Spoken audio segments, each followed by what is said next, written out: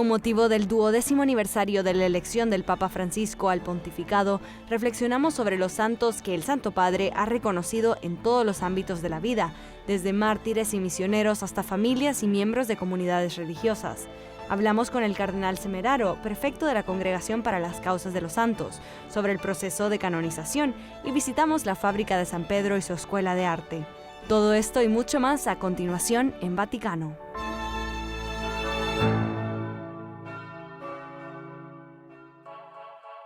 Cada año las estadísticas del aborto revelan que la vida de muchos niños está ya amenazada desde el vientre materno. Al menos los no nacidos siempre han tenido un poderoso aliado en la Iglesia Católica.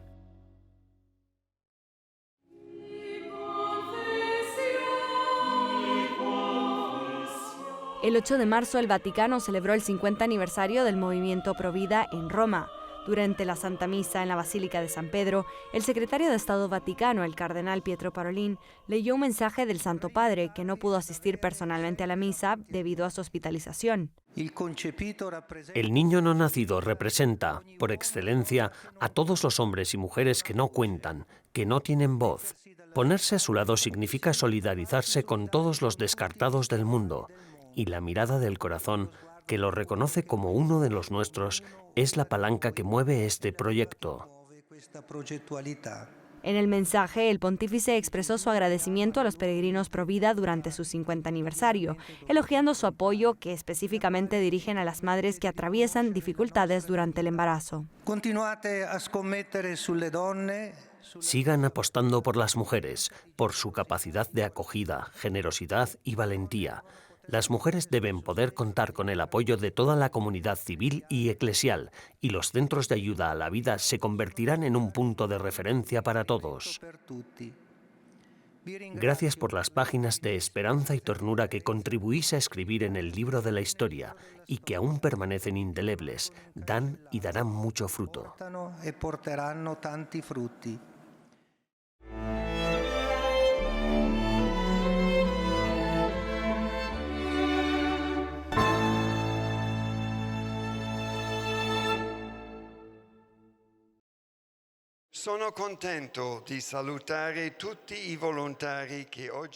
Me complace saludar a todos los voluntarios que se encuentran hoy aquí en Roma para la peregrinación jubilar.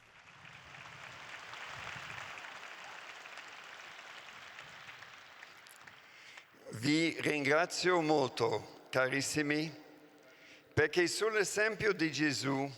Os doy las gracias de corazón, queridos amigos, porque, siguiendo el ejemplo de Jesús, servís al prójimo sin escatimar esfuerzos. En las calles y en las casas, en compañía de los enfermos, de los que sufren y de los encarcelados, con los jóvenes y los ancianos, vuestra generosidad y vuestro compromiso ofrecen esperanza a toda nuestra sociedad. En los desiertos de la pobreza y de la soledad, todos esos pequeños gestos contribuyen a hacer florecer una nueva humanidad en el jardín que es el sueño de Dios, siempre y en todas partes, para todos nosotros.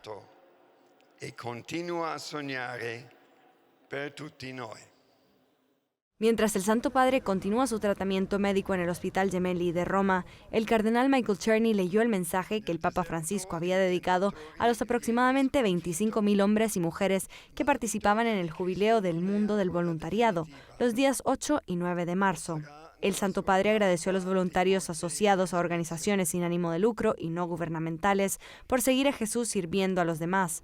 Francisco subrayó que durante su actual estancia en el hospital está experimentando también la solicitud de servicio y la ternura del cuidado. En su homilía, el Papa también recordó a los fieles el tiempo de Cuaresma y les animó a aprovecharlo para que fuera un verdadero nuevo comienzo. Mientras nos preparamos para celebrar el misterio central de nuestra fe, nos damos cuenta de que el resultado de nuestras propias pruebas es diferente. Ante la tentación, a veces caemos.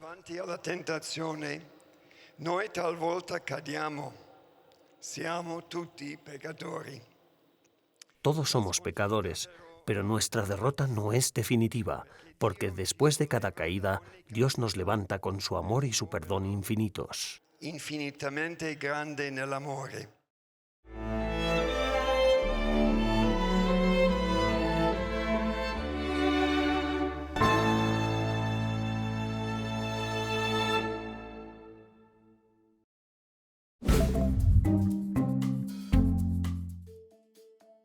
Hola y bienvenidos al Vaticano Updates de esta semana, las noticias más importantes del Santo Padre y del Vaticano.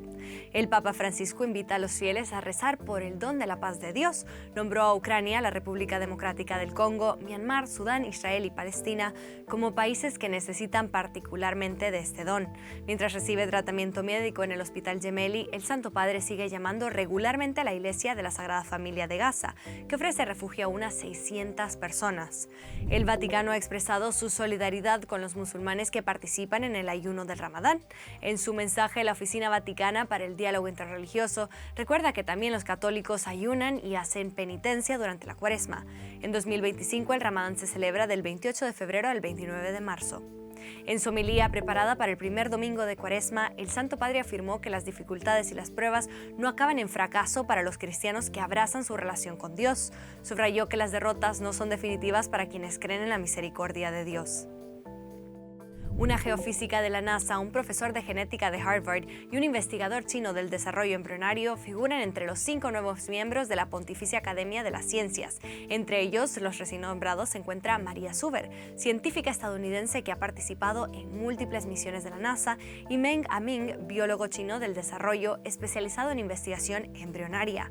La Pontificia Academia de las Ciencias reúne a los destacados expertos internacionales para promover el progreso científico y la investigación interdisciplinar. El patriarca latino de Jerusalén, el cardenal Pier Battista Pizzaballa, afirmó que el perdón es más fuerte que las palabras violentas. En su mensaje de Cuaresma, Pizzaballa recordó que la retórica prepotente del conflicto y la recriminación nunca podrán impedir que Dios lleve a cabo la reconciliación en Jesús. El cardenal invitó a las familias a rezar juntas y a confesarse de forma auténtica, devota y frecuente. Gracias por ver una vez más Vaticano Updates. Paola Riaza para EWTN Vaticano.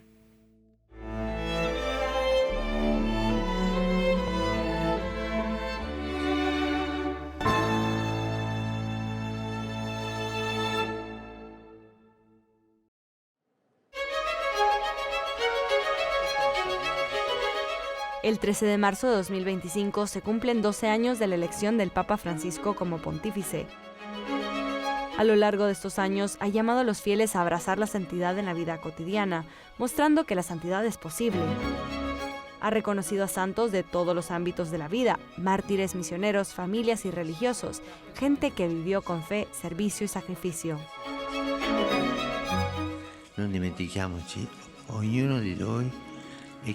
lo olvidemos, cada uno de nosotros está llamado a la santidad cotidiana, a la santidad de la vida cristiana común. Cada uno de nosotros tiene esta vocación. Il Signore non ci mancherà.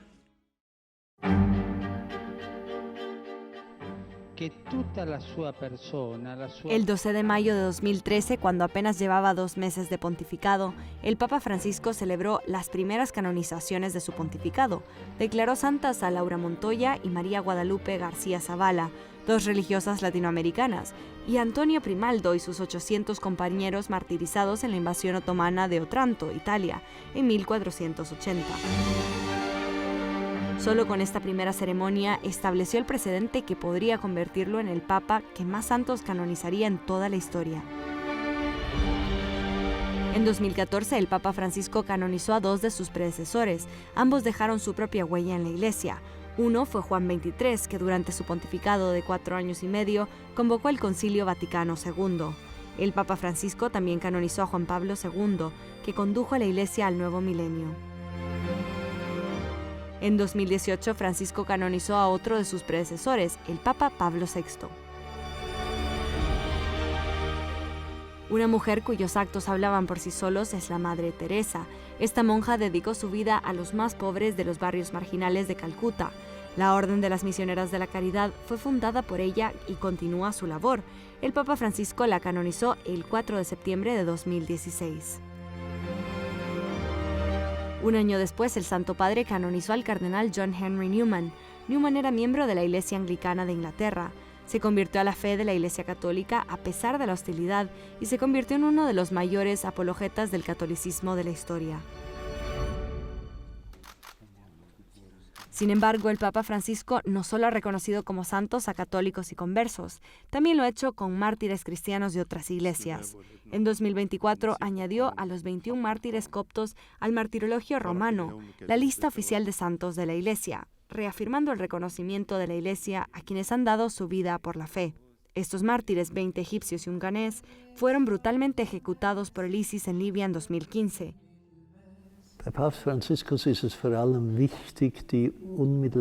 Para el Papa Francisco, lo más importante fue el encuentro directo con las demás iglesias cristianas. Por un lado, está la dimensión de ir juntos, rezar juntos, trabajar juntos. Y al otro está el ecumenismo de la sangre, que el Papa enfatiza con vehemencia. Además, planteó la pregunta: si nuestros enemigos nos unen en la muerte, porque los perseguidores de los cristianos no persiguen a los cristianos porque sean luteranos, católicos u ortodoxos, sino porque son cristianos, ¿cómo es que podemos seguir dividiéndonos?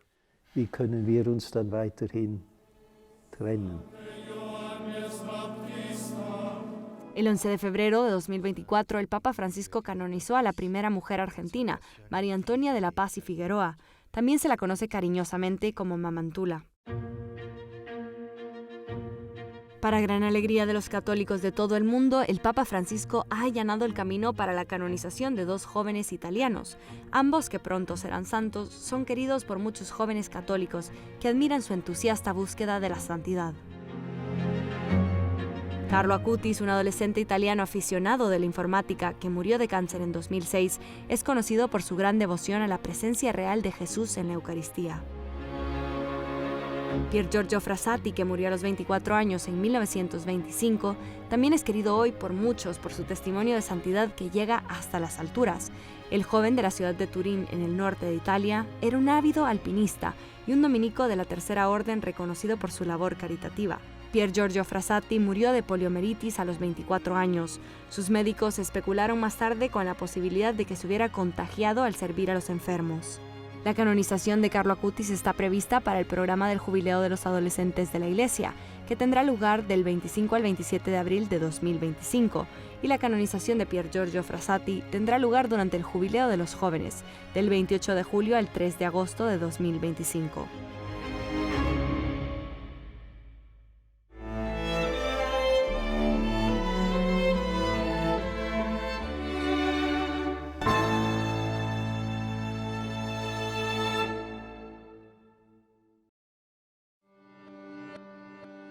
En este año jubilar, la Iglesia acogerá en las filas de los santos a algunos católicos muy conocidos. El más destacado es Carlo Acutis, que será canonizado el 27 de abril durante el Jubileo de los Adolescentes. Todavía en el hospital este mes de febrero, el Papa Francisco aprobó otras 2 canonizaciones. Estas también podrían tener lugar este mismo año. Andreas Thornhauser, director de la oficina de EWTN Vaticano, se reunió con el responsable del Departamento Vaticano para los Santos, el cardenal Marcelo Semeraro, para conocer más sobre el proceso que lleva a la santidad. Este es el lugar donde se crean los santos. ¿Puede hablarnos un poco más acerca de su dicasterio? Este es el lugar donde concluimos. Ponemos punto final a un itinerario que da comienzo en cada una de las iglesias particulares. Al principio, lo único que hacemos es dar vía libre si no hay nada particular, nada complicado, si no hay obstáculos.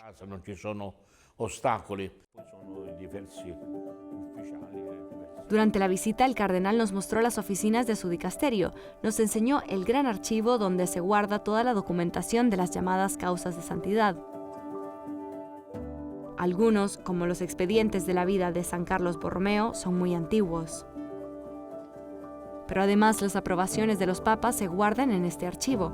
Aquí podemos ver un documento firmado por el Papa San Juan XXIII. Este es el que el Papa ha aprobado hace solo unos días. El Papa ha dichiarato l'altro giorno. El cardenal Marcelo Semeraro posee la documentación de la vida de Bartolo Longo, su historia cercana al prefecto. Él es de mi diócesis. Nacido en la provincia italiana de Brindisi en 1841, Bartolo Longo se sintió atraído por el espiritismo y se convirtió en sacerdote satánico.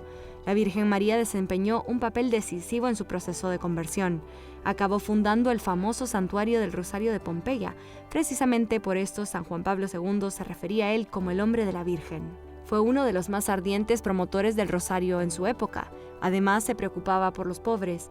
Junto al santuario de Pompeya fundó un gran orfanato para cientos de niños. El Papa Francisco acaba de aprobar su canonización. Incluso estando enfermo y en el hospital, para él era importante firmar esos documentos.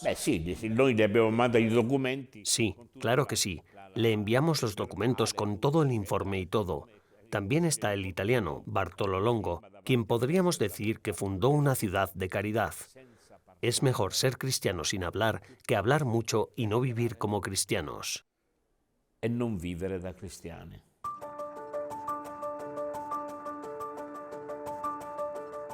La otra causa aprobada recientemente es la de José Gregorio Hernández Cisnero, un médico de Venezuela.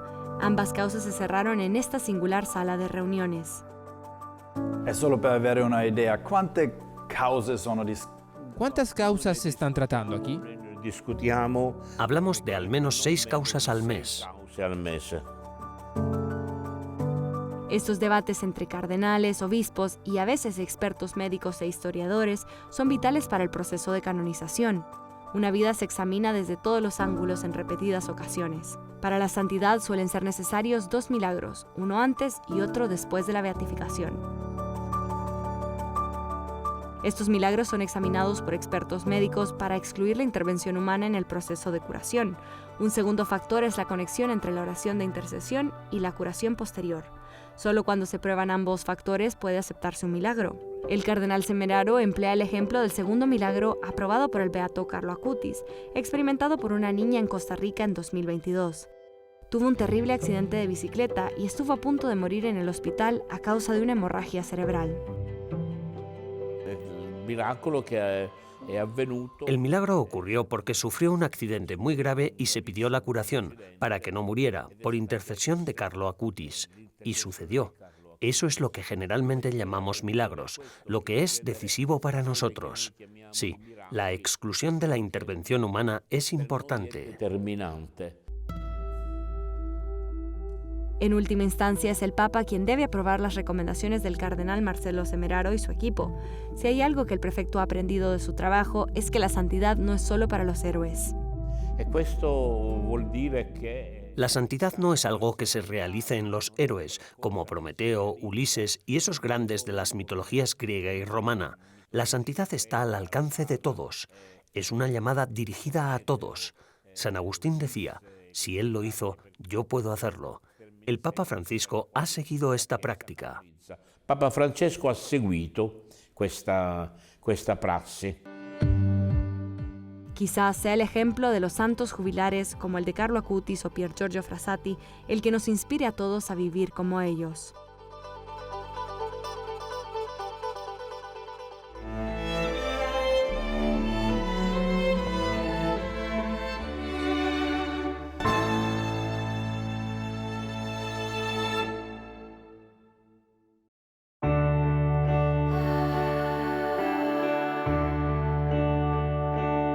La Fábrica de San Pedro, que se ocupa del mantenimiento y las reparaciones de la Basílica Papal del Vaticano, organiza por tercer año un curso de formación gratuito de 6 meses. El director de la Escuela de Artes y Oficios, el padre Francesco Chetta, dijo que el curso es una forma de que los expertos que ayudan a mantener la Basílica de San Pedro compartan sus habilidades y conocimientos con la siguiente generación.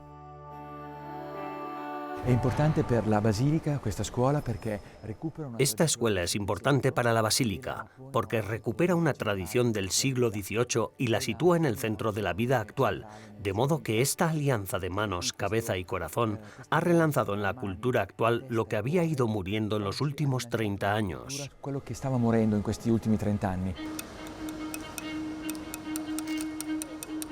Cristina Squatritti es una estudiante italoamericana que toma la asignatura de piedra y mármol. Su experiencia en la Escuela de Artes y Oficios le ha enseñado técnicas fundamentales que espera utilizar algún día en su carrera. Todos nosotros prácticamente no habíamos tocado un bisturí en nuestra vida, por lo que empezamos aprendiendo a hacer incisiones en las letras. Luego hicimos una semana entera de líneas rectas, lo que fue realmente duro mentalmente. Pero así fue como conseguimos que nuestra mano se sintiera más cómoda con las herramientas. Y ahora estamos con el intarsio, que es el método en el que un bloque de mármol se coloca dentro de otro, como en los suelos de la basílica. Es muy lento porque es un material muy difícil de trabajar, pero he aprendido mucho en estos 3 meses. It's a tough material to work with, but I've learned so much in the past 3 months. Francesco Monello de Malta trabaja en el corte de mármol comercial con su padre, pero gracias a la escuela está aprendiendo a trabajar con herramientas diferentes. Al principio, desde los 13 años, trabajaba con mi padre. Él es marmista.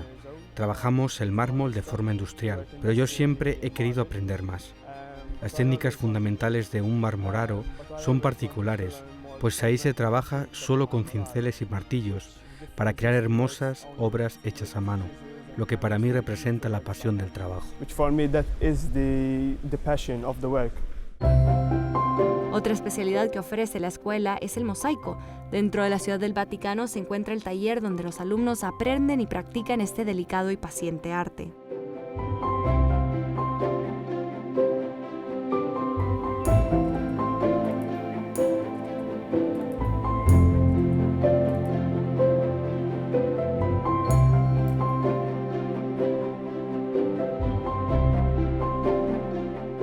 Junto al taller, una sala larga y estrecha alberga cientos de colores de teselas para mosaicos dispuestos en filas y filas de cajones.